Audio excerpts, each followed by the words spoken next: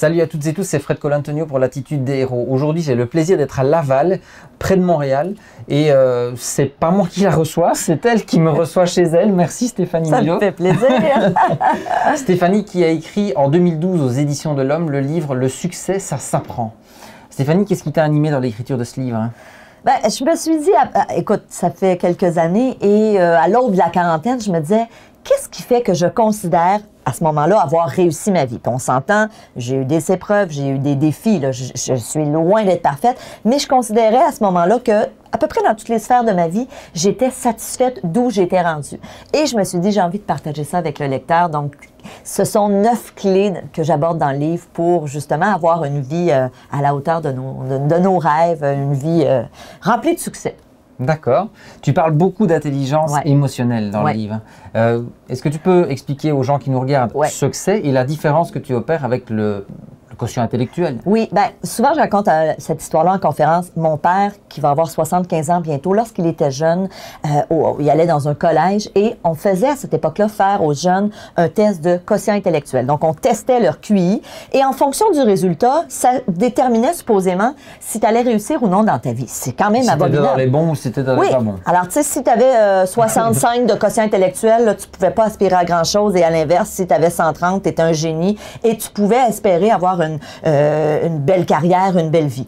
On sait aujourd'hui, depuis longtemps d'ailleurs, depuis le début des années 80, où il y a eu des recherches qui ont commencé à être faites sur qu'est-ce qui fait qu'un individu réussit. Pas juste réussir sa vie professionnelle, parce que c'est une forme de réussite, mais l'ensemble de sa vie. C'est réussir ses études, réussir sa vie de couple, réussir dans ses relations en général. Et ce qu'on sait aujourd'hui, c'est que c'est beaucoup plus l'intelligence émotionnelle qui fait qu'on réussit. Qu'est-ce que c'est l'intelligence émotionnelle? La capacité de se connaître, donc on appelle ça la conscience de soi.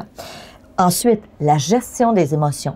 Être capable de bien gérer ses propres émotions, ce qui est, je pense que tu vas être d'accord avec moi, souvent un défi. On vit du stress, on vit de l'anxiété, on vit de la colère, on vit de la culpabilité. Il faut déjà identifier tout ça, hein? Exact. Et ça, c'est, j'apprends à me connaître. À partir du moment où je réalise, oh, je suis une personne colérique ou je suis une personne qui a tendance à être anxieuse facilement, ben là, j'apprends à gérer. Et la bonne nouvelle, Fred, là-dedans, c'est que ça s'apprend. L'intelligence émotionnelle est une compétence qu'on peut développer.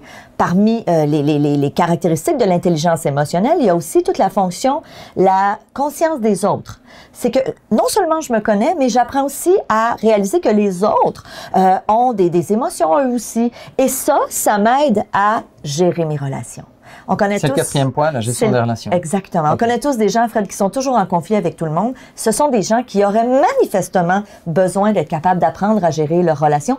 Et la bonne nouvelle, c'est que ça s'apprend. Contrairement au QI, qui est stable dans le temps, si vous allez faire un test sur le web pour tester votre QI et que vous le refaites dans 5 ans, vous allez arriver relativement au même score. Alors qu'avec l'intelligence émotionnelle, si vous décidez de travailler sur vous-même, d'aller chercher des outils, des coachs, des livres qui vous permettent de travailler sur vous, votre intelligence émotionnelle va se développer. Alors pour moi, c'est vraiment un dénominateur commun des gens qui réussissent leur vie, qui ont cette vie justement à la hauteur de leurs attentes. On apprend à se connaître, on gère nos émotions, on apprend à connaître les autres et on gère nos relations. Exactement. C'est ça les 4 étapes. Tout à fait. OK. Tu parles dans le livre de l'histoire de Roger Bannister. Oui. Et je pense qu'en Europe, il est peut-être moins connu qu'ici. Est-ce que tu peux nous la raconter? Alors, Roger Bannister, c'est le premier homme de l'histoire de la course à pied qui avait, à l'époque, couru 1 000, parce qu'à l'époque, on calculait les distances en 1000, en 4 minutes. C'est 1 km 600, hein, quelque chose Aucune comme idée. Ça. Hein. Aucune idée? Je crois que c'est ça. Je l'avais noté. Je pense que c'était 1 km 600, 1 km 700. Et Roger Bannister était le premier homme, et c'était vraiment phénoménal. Aujourd'hui, ça a été depuis longtemps dépassé. Et à cette époque-là, les journalistes... Hein? Oui. Et les journalistes de l'époque avaient été le voir en disant, Monsieur Bannister, waouh, comment vous avez réussi cet exploit, c'est extraordinaire. Et lui avait dit, bien évidemment, je me suis entraîné. Mais ce qu'on a réalisé qui était intéressant, c'est pas tellement ce record-là qui avait été brisé, mais ce qui s'est passé dans les années qui ont suivi. L'année suivante, et là, je me rappelle pas exactement, mais il y a eu quelque chose comme... Je pense que c'est plus que 30 coureurs qui ont réussi à fracasser ce même record-là. 2 ans après, plus d'une centaine. Qu'est-ce qui s'était passé? C'est simple. À partir du moment où on réalise que, hey, lui a réussi à le faire moi aussi je le peux. Qu'est-ce que ça fait? C'est que ça vient briser nos croyances, ça vient briser nos barrières qu'on se met, parce que souvent les barrières, hein, on se les met dans notre tête, on se dit je serais pas capable de faire ça, j'y arriverai pas, j'aimerais partir en affaires, mais j'ai pas la fibre entrepreneuriale, toute ma famille, on était pas là-dedans, donc on est plutôt des ouvriers, donc je peux pas le faire. Mais à partir du moment où on se dit, hey, et c'est un peu ce que tu as fait avec tes livres, Fred. Quand tu dis, je me suis inspiré, non, mais c'est vrai, tu t'es inspiré de Oprah Winfrey ou d'un Richard Branson. Tu as regardé leur histoire et tu t'es dit, wow, si Oprah Winfrey, avec tout son parcours, a réussi à faire ce qu'elle a fait, pourquoi pas moi? C'est exactement la même chose avec Roger Bannister. Et on a aussi vu ça dans des entreprises avec des forces de vente. Donc, on le voit souvent.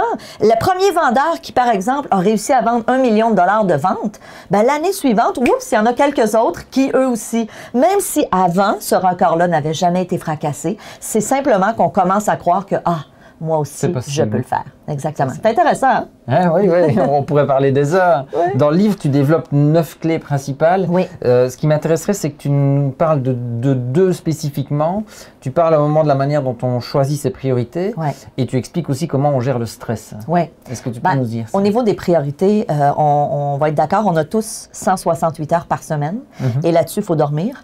Donc, non, mais tu sais, en tout cas, alors il nous reste un nombre X d'heures et moi, je dis souvent aux gens en conférence qui voudraient faire plus d'exercice, qui voudrait passer plus de temps de qualité avec son conjoint ou sa conjointe, qui voudrait avoir plus de temps avec ses enfants, qui voudrait prendre... Et tout le monde lève la main, mais tout le monde, en même temps, dit « je manque de temps ». Tout le monde. Bien, ça, c'est un mensonge qu'on se dit à soi-même, parce que la réalité, c'est qu'il y en a des gens qui décident de prendre soin de leur santé. Il y en a qui décident de s'entraîner pour des marathons, puis on sait ce que ça demande. Il y en a qui ont décidé d'investir dans leur couple parce qu'ils ont vu l'importance. Alors, les priorités, pour moi, c'est une question de choix. Soyez au clair avec ce qui est important pour vous. Et vous pouvez faire l'exercice. Moi, en conférence, je dis aux gens, regarde les différentes sphères de ta vie, ta santé, ta vie de couple, si vous êtes en couple, ta vie professionnelle, tes finances. Donc, toutes nos sphères. Et donne-toi une note de satisfaction sur ces différentes sphères-là. Et ensuite, s'il y a une ou deux sphères ou trois duquel tu n'es pas satisfait, pose-toi la question, qu'est-ce que je dois faire pour que la satisfaction dans cette sphère-là augmente? Et ça, c'est une belle façon aussi d'avoir toujours sous les yeux, c'est quoi qui est le plus important? Ça nous permet d'apprendre à dire non par la suite. Ça nous permet de choisir avec qui on a envie de travailler, de choisir nos projets, de choisir où on va investir ces heures-là qui sont si précieuses. Le temps, hein, c'est quelque chose qui nous file entre les mains. Donc, pour moi... Albert Einstein disait, ce n'est pas le temps qu'on gère. Il disait, pour être précis, il disait le temps ne passe pas, c'est nous qui passons à travers le temps. Exactement. Et donc, c'est les priorités qu'on doit gérer. Tout à fait. Donc, ça, c'est au niveau de la gestion des priorités. Et pour le stress? Au niveau du stress. Écoute, j'ai écrit un autre livre complet sur le stress. Alors, on pourra en parler des heures, mais des petites pistes. Parce qu'on sait, on vit dans une société où on est sollicité de partout. Si vous êtes parent, si vous êtes entrepreneur, si vous êtes en couple, tout le monde veut avoir un petit morceau de nous. Il faut apprendre à gérer son stress et un des outils pour moi, c'est d'apprendre à changer notre discours intérieur.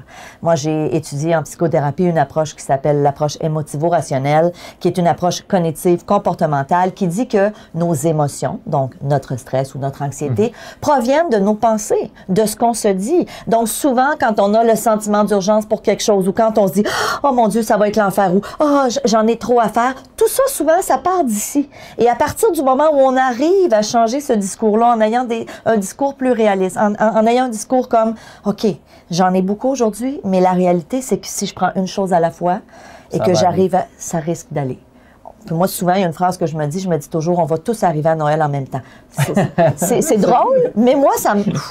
Je me dis, relax, Steph. Je me parle. Alors, moi, je dis en conférence, vous êtes le patron de votre tête. En québécois, je dis, vous êtes le boss de votre tête. Vous utilisez ça, hein, mon boss? Oui, alors, vous êtes le boss de votre tête. C'est vous qui choisissez les idées que vous laissez entrer, les pensées. Et quand vous voyez que vous avez des pensées aliénantes qui vous amènent à vivre, entre autres, du stress ou d'autres émotions, parlez-vous. Changez ces pensées-là. Alors, et évidemment, si vous trouvez ça difficile, vous irez lire mon livre. mais effectivement, celui-là, mais aussi pour mieux vivre avec le stress, qui donne vraiment des outils pour diminuer son stress.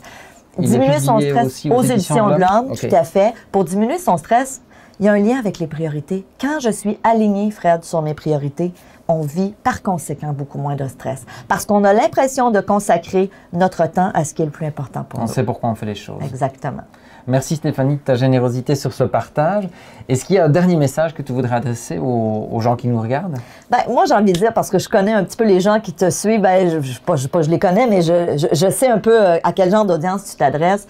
Je pense que une bonne majorité sont des entrepreneurs et j'ai envie de vous dire, suivez vos passions. Pour avoir interviewé Fred il y a quelques minutes, pendant plus d'1 heure, tu es un gars passionné. Moi, je considère que je suis aussi une fille passionnée et je pense que c'est ce qui fait qu'au quotidien, on a justement cette motivation pour continuer. Donc, pour les entrepreneurs qui nous écoutent ou pour ceux qui veulent devenir entrepreneurs, je pense que tant qu'on est aligné, Fred, sur nos passions, autant au niveau professionnel que personnel, je pense que la vie est tellement plus simple, plus belle, plus wow. Alors, c'est ce que je vous souhaite. Merci beaucoup, Stéphanie. Je vous rappelle le livre de Stéphanie Milot aux éditions de l'Homme, paru en 2012, qui s'appelle « Le succès, ça s'apprend ». Et Stéphanie vous l'a dit, il y a aussi le livre « Pour mieux vivre avec le stress », toujours aux éditions de l'Homme. Et vous voyez qu'il y en a encore 2 autres qui sont là. Stéphanie, merci beaucoup. Merci du fond du cœur. Et si les gens veulent me suivre, je les invite à faire mon défi gratuit sur le web.